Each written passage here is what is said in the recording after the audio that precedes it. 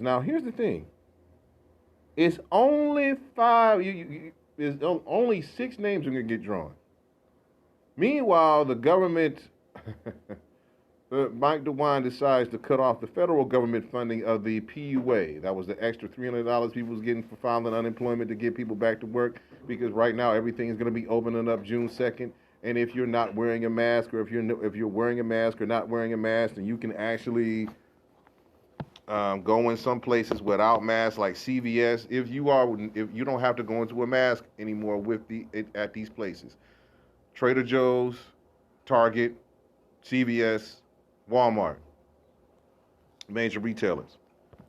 Now, some people will still require you to wear a mask when you go into certain places. Now, I know people don't like to wear masks or whatever, but it protects the vaccinated people from the non-vaccinated people, because we still have people that were not vaccinated. Me, of course, I'm vaccinated. I got the Pfizer. I'm just letting everybody know. And yeah, I got the card or whatever. But here's the crazy part. Instead of just giving, like, everybody who's vaccinated and not vaccinated, just why are you taking away the PUA that the federal government is giving you here in the state of Ohio? I just don't understand it. But you can get into this $1 million drawing.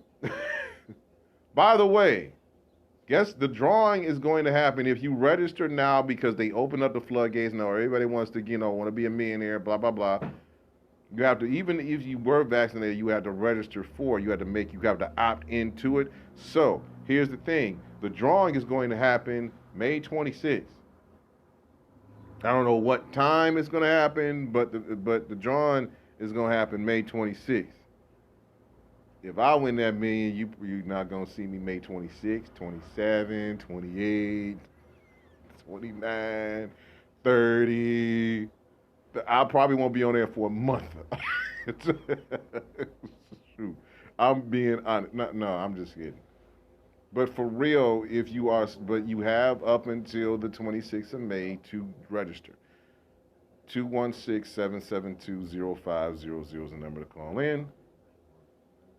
And the thing about it is like, you can still do the vaccination or whatever. Now, let's get back to what's going on overseas between Israel and Palestine. This is one of my top things. I don't. Israel has been like the USA's little brother, and they always get into fights, and they want us to bail them out. I'm actually sick of Israel always doing stuff like this. And the reason why I'm sick of Israel doing stuff like this is because it is. I'm sick and tired of Israel pulling stuff like this because of one thing and one thing only. This doesn't make any sense to fight over religion, land, whatever they're fighting over, a stub toe, and there are children involved. Now, usually I try to still, like the international stuff, I try to stay away from. But the thing about it is that I saw something that broke my heart. I saw a child, a 10-year-old girl, talking about, I'm just 10. We're children. They didn't ask for this war. They didn't ask for Israel and Palestine to keep fighting and fighting over and over again. But it happened because I don't know what started it off. We got a whole bunch of stuff over here in America that we need to take care of. We still got systemic racism. We still got other people getting shot and killed. And by the way, everybody's mad about, every African American person is mad about the Asian bill, the Asian hate crime bill. I mean, the thing about it is like, we need to form a super PAC to get this stuff going, because they don't care about us. You already know that. Sometimes it doesn't care about us. And the thing about it is that everybody's mad at the Asians for getting theirs. Listen, black people, black folks, our folks, we got to get our own stuff in order. We got to get our own stuff in order. And the reason why I say we have to get our own stuff in order is because we haven't done it. I mean, the thing about it is, you can't, and people are looking at the ridicule that we face in the streets when we shoot and kill each other. And we talk about, in every race, and let's back up for a little bit, every single race shoots and kills each other because you live in your own neighborhood. But they make an emphasis on black crime, which I hate that damn term. I always hated that term, and I will always hate that term, because nobody talks about Asian on Asian crime, white on white crime, Latino and Latino crime, the crime against not ordering sour cream with your chipotle, that particular reason. But, on seriousness, you can't have all this crazy stuff without giving African American people, what they want with the hate crimes. Usually the problem is that the hate crimes is coming from the police. That's where the hate crime comes in from. It's from unarmed black people getting killed by police officers. So hopefully it'll be done. And second of all, when everybody's trying to compare Biden's first 100 days, listen, the former jerk that was in office at this particular point in time, the former jerk in the White House that was in office this particular point in time didn't do really nothing in his first 100 days except getting protested at and things of that nature. Got a couple of emails coming in, a couple of messages coming in, things of that nature. But we have to focus on what we're supposed to be doing as a country, as a people, and in our communities. And I hate to say that, but like in our communities, for our families, surrounding our communities. Now, if you heard about what happened in, bring this up. If you heard about what happened in the a couple of articles, you heard that Barack Obama, the 44th president, sometimes he swayed not to criticize number 45, which is Trump. Now, I'm going to share something with you. And this is an email coming up right now in Black America Web. Pretty much in Black America Web, it said that a new book reveals Barack Obama called Trump a lunatic. And I'm going to say this, and EP, the show host, is on the ones and twos, so how you want to handle it? Barack Obama called Donald Trump a lunatic and a corrupt motherfucker. Now, wait a minute, hold on. He said this speaking to a board members. I mean, the thing about it is his scorn for Trump was no secret. Remember, Trump brought off the birth certificate thing saying that Barack was not born in this country before Trump ran to be president of the United States. So, I mean, he called him like he said that during the transition. Now remember, Obama served his full 8 terms. 8 years, meaning his 2 terms was up. So when Trump was elected to office, he didn't beat Obama. It was just time for Barack to go. Everybody knew that. Well, except for the Trump supporters. It's like, well, he would have beat Barack Obama if we'd have ran against Obama. Shut that dumbass bullshit up. Just saying. Just shut that up. Trump would have got, the orange one would have got trounced by Obama. And everybody knows that the one thing that Trump hates, besides losing, is losing to a black man. So, yeah. So the transition team, this is where the article gets real juicy.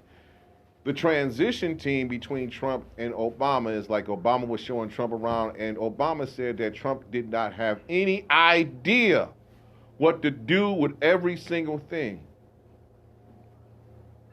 And that's what happened, and that's why and why do I bring this situation up back in the past is because one of those things was the pandemic playbook.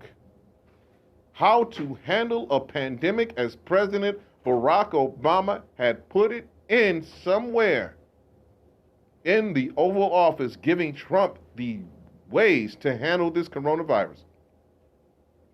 Because in 2015, Barack Obama said we need to sign a bill in Congress and the Senate just in case it won't be, when we have a war, it will not be by bombs or nuclear. The nukes are coming. They were saying that back in the 80s. It will be chemical warfare. And one of those things was spreading a disease that could cripple the country. What did COVID-19 do? Yeah. Even though you got a lot of money from the PPP and EDL, whatever the hell, or PUA, or stimulus, or stimmies, or whatever, a lot of stuff was shut down because Trump didn't handle this pandemic the correct way. So for all those people that are mad that the waiters and waitresses are not going to take $4.50 an hour with somebody eating a whole bunch of food and getting a $2 tip, and they not coming back to work, you can blame the person that you voted for. Blame the Donald, because that pandemic playbook was in the Oval Office, and Trump was either too arrogant or too stupid to read it. That's why he called him in lunatic, crazy, corrupt mother. All Obama, everybody was like, where was this Barack Obama 4 years ago when Trump took office? Obama was trying to be cool. But in the book, there's also a Netflix series that's going to be coming out with satire, with realness, with Barack and Michelle Obama, talking about the transition, giving the stuff over to the whore and the whoress, which would be Donald and Melania Trump. And I say I say the whore and the whoress with kind words. They're both whores. They are. There's some horror. Made me drop my phone. Made me drop my phone saying that. I mean, they are. There's some horrible people. Whole damn family's horrible. And the thing about it is, Jess Mary, Trump didn't listen. He doesn't listen. Unless it's his own voice, Trump will never listen to anybody. Let's just be real talk. Let's just be real talk about this. Anybody else that's listening, Trump's not going to listen to anybody. But as far as the and the thing is that I warned people about him 4 or 5 years ago. Then we had to suffer through this crap. It's like taking a long dump. You just wanted to end. We took a 4-year long. Trump took a 4-year long dump on all our heads in America while he was president. And people still wanted to vote for him. Y'all did turn into domestic terrorists to keep this man in office. Wanted to stop Biden from getting in. Why? What is the appeal? By the way, Rudy Giuliani, Trump's former attorney, the guy that he didn't pay, well, a whole bunch of people he didn't pay, is, how can I put it to you like this? As the New York State Department, the law enforcement department has seized, I think, 13 to 20 electronic devices on the recording between him and Trump's conversation. And they're working on an indictment. Look for an indictment sometime by midsummer against Trump about his taxes. And this is not going to be civil, it's going to be criminal. And people are saying, well, why focus on Trump? He's not in office anymore. Why don't you just leave him alone? You think they're going to leave you? But everybody's talking about, well, that if you got that 20 grand and you want housing, you get that PPP load, then you're going to get indicted. Why shouldn't he be indicted? Why shouldn't he go to jail? Why shouldn't he lose his freedom? He conned a whole bunch of people. Why shouldn't he lose his freedom? I don't know. Why shouldn't he lose his freedom? Weirdo. Some people are just like, you just stop, shut the hell up. I don't want to hear it. Here's the reason why I said it. It's because the simple fact of the matter is that, and it's like we suffered through this for 4 years. I want to see him go to jail. The orange is the new orange, and I want him to see to wear orange in that county jumpsuit. No more slick suits that you done stepped back on construction workers that built them gaudy, god-awful, ugly-ass casinos of yours with your name lighted up in red and blue lights. Somebody said the Trump Hotel was nice. I would never be in there. Ever. I'll sleep on a park bench before I go into a Trump hotel. I would, actually. But even if unless it got too cold, I'll just be like, I'll put me in the lobby. I don't want to go in there because it's probably dirt, nasty, disgusting anyway, just like him. And you have no scruples or morals, then the problem is that you're dealing with somebody that doesn't care about society or himself. So we're gonna go into break right about now. When I come back, I'm going to talk about more of the greatest R&B legends. Speaking of the greatest R&B legends, this is, if you're listening to www.voiceofradio.com, this is Debonese Bird, and she got an award. Shout out to her. Shout out to Dennis Cash. It's you. We'll be right back with another edition of Headlines and Headaches. Thank you, Mary, and thank you, Carmen. We'll be right back.